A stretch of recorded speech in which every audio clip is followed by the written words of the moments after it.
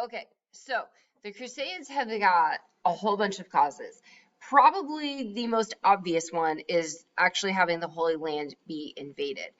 But definitely the Pope has got his fingers involved with this because he's over here encouraging the knights to fight, and over here encouraging the knights to fight. And these knights are like, oh, we're going to be rich and famous. So there's lots of things that go into this cause. The Crusades themselves obviously are pretty terrible, bloody battles to fight over the city of Jerusalem. So, with all of this said, what are the effects? What's going on after the fact? So, one of the biggest and probably most obvious is that it's leaving this legacy of religious hatred. So, basically, overall, there is still some religious hatred going on in the world, just in case you didn't know. There are some religions that don't like each other simply because they're the opposite religion. This definitely happens, and sort of even the stuff today goes all the way back to these crusades that were happening back then. So, that being said, the religious hatred that is going to exist in Europe during this time period is a mess. It is so bad, and it's going to create so many other problems that we're going to see later on. So, next, we have something called the Reconquista. Now, if you've been studying your Spanish, this sounds kind of like reconquest, and that's exactly what it was. So, this is going to take place in Spain, and the two people who are in charge in Spain are named Ferdinand and Isabella. They're king and queen of Spain. And they are going to have something called the Reconquista.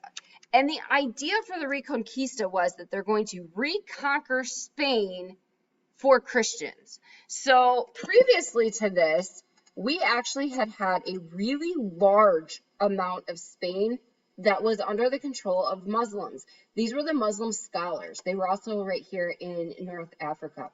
So most of the education that happened in all of Europe during this time actually happened because the Muslim scholars or educators were traveling around and spreading their knowledge.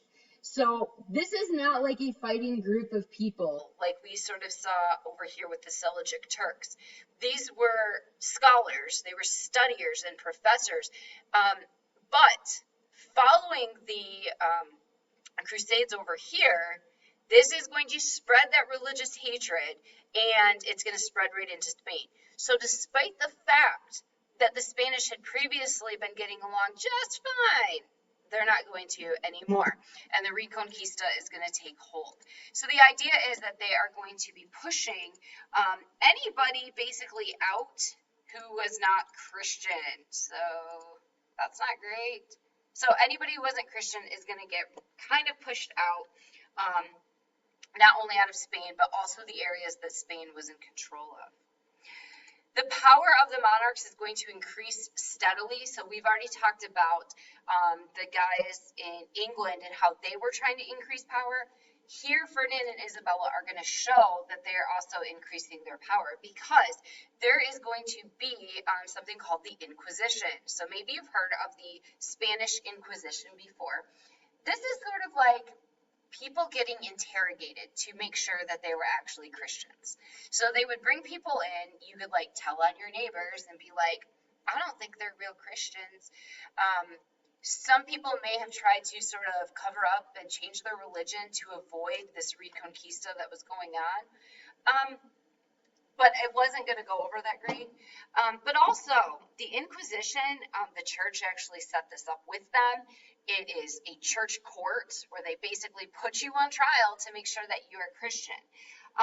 So basically, anybody who was, this was Isabella, I'm looking for the quote here, they set up the court to try people of heresy, which is basically where you're speaking out against the church. Isabella was actually like terrible about this. Like, she was relentless.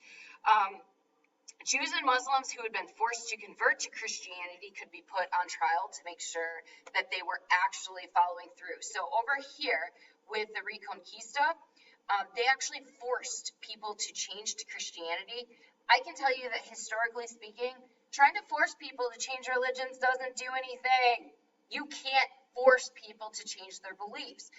but they did, and people probably did it to save themselves, but then they get put on trial with the Inquisition. If they were found guilty of still practicing the other religions, they could be turned over to the regular authorities and faced punishment. So that made them pretty powerful that they had the ability to do this, particularly because the church was on their side.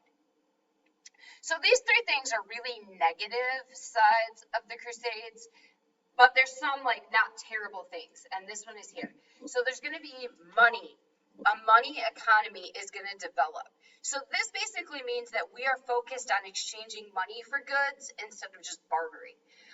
The barter system works out really well through a lot of history. It still exists in some places, but this allows you to make sure that you're getting a fair deal and that you're getting everything that you're supposed to. So it's an even trade.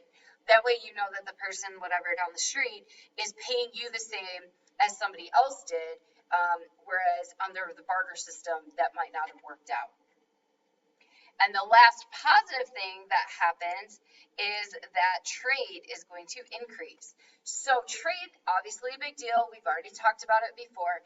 But a lot of these Crusader knights are going to become merchants. So they might not have got all this fame and fortune and glory that they wanted, but they had traveled to a totally different part of the world that most people hadn't been to around them. And they find goods that are in the Middle East that people back in Europe want.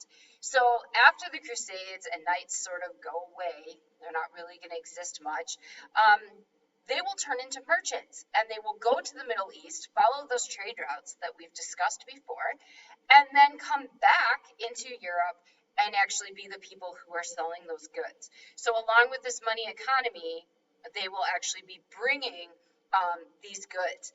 It is going to increase and expand trade all throughout the Middle East and even past there and into China. So we talked a little bit about trade already in the last chapter, but it will continue to increase and expand all because of the Crusades. So overall, we've got some bad things, because anytime you're creating hate in any way, it's going to lead to bad things like this. But we also have a couple of good effects that come from the Crusades. So all in all, it wasn't completely terrible, but it was actually pretty bad as a whole.